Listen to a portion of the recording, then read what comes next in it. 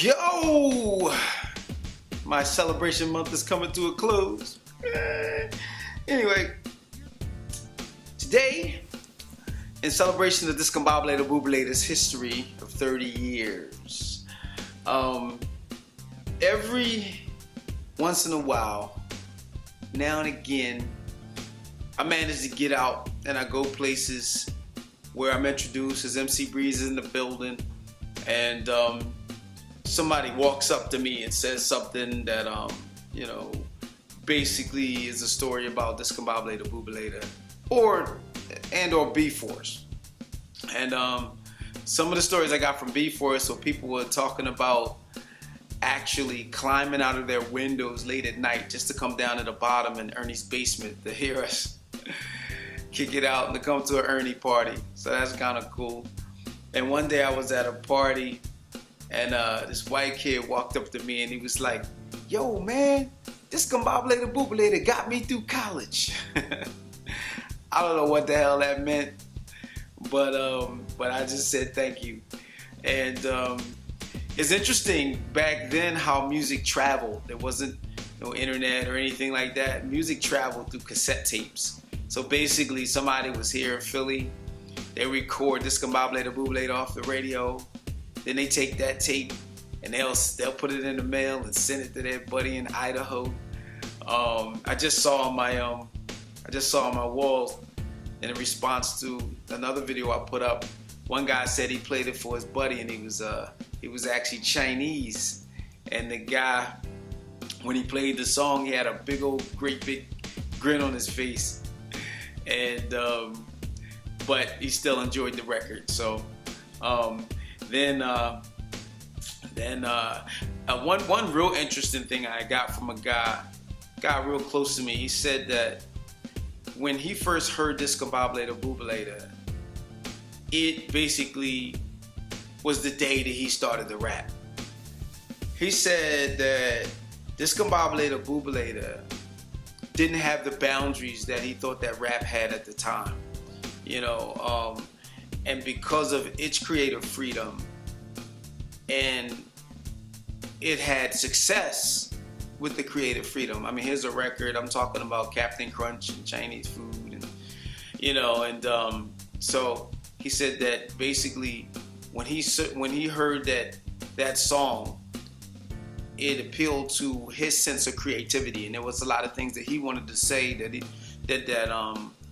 thought that were just not going to work or didn't fit in, and Discombobulatorbubalator stood out on its own, and it gave him the faith to go ahead and write his music, and he ended up making records as well. Then there's another story. There was a guy who sent me a text to my guest book at mcbreeze.com. It's no longer up, but he said that in Toronto that the kids would be walking to school, and one kid would just start, every morning I wake up, I eat Captain Crunch, and then he said like all the kids walking to school would end up saying the rhyme together. I thought that was interesting, really interesting, because I never been to Canada. And to know, I mean, I've known now, but to know that somebody is jamming to your music, man, in places you've never been, is a real special thing. And was another story. There was a guy who also texted me in the guest book, and he was like, "Yo, what's up, Breeze? It's a pleasure to meet the real MC Breeze." He said, "Guess what?" He said, back in the day when Discombobulatorbubalator came out, there was after Discombobulatorbubalator was out around in '88, there was a in-store signing of MC Breeze coming to a record store in New York, and he said him and his buddies, they all went down to the record store and they were looking for me, and it wasn't me, it was the Breeze that was on Atlantic Records. I had stopped rapping for a while when my little brother got hit in the head and brain damage back in 1988. And while I was not making records, Sylvia Rome of Atlantic Records put out Another Breeze.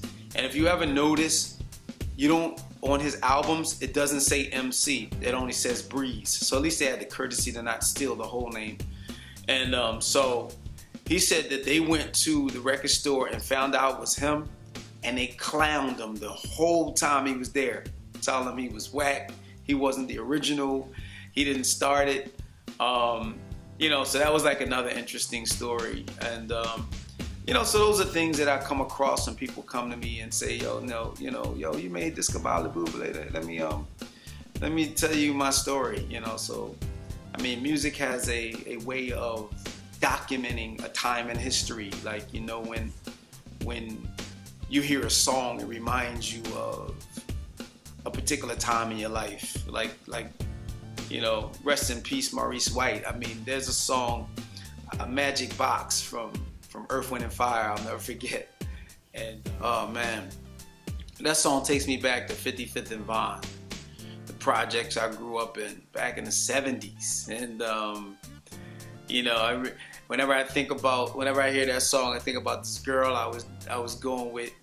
I was only 14 years old, so it was more of a crush than love. And but I never forget the day she broke up with me, and I went over her house. And around that age, I was more of a gentleman. I wasn't moving as fast as she thought I should have. And so I go over to her house, and she gave me my stick pin back. All the old timers know what those are. Back in the day, you used to wear a stick pin. You give a girl a stick pin, it sticks through your shirt, had a little charm on it. And so she gave me my stick pin back. I remember crying, riding my bike, going home in tears.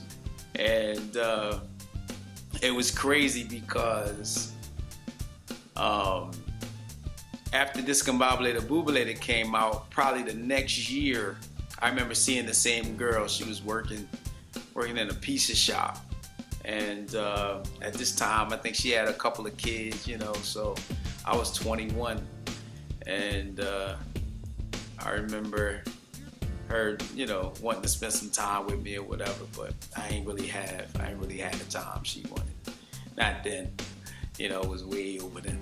But anyway, songs will bring you back to memories. You know, see, I just drifted. I just brought the song up. It took me all the way back. So I totally understand what music does to people. You know what I mean? People who listened to the song back in the day, heard Discombobulatorbubalator, and telling me what it makes them feel and what it makes them feel. I really appreciate being a part of people's lives.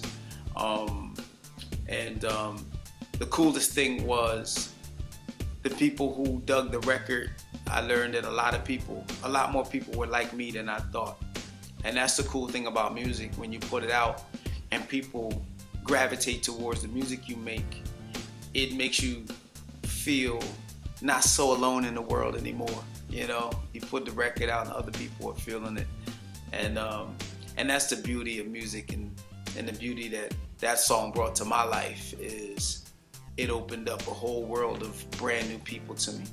And thanks again. This is 30-year anniversary, Discombobulatorbubalator.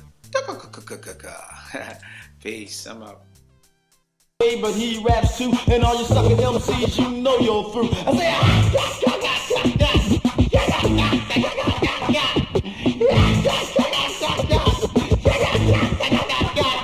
it's like this y'all, like this y'all, like this y'all, this y'all, this y'all, that y'all, that y'all, that y'all, that y'all. Keep it on, keep it on, keep it on, keep it on, keep it on, keep it on.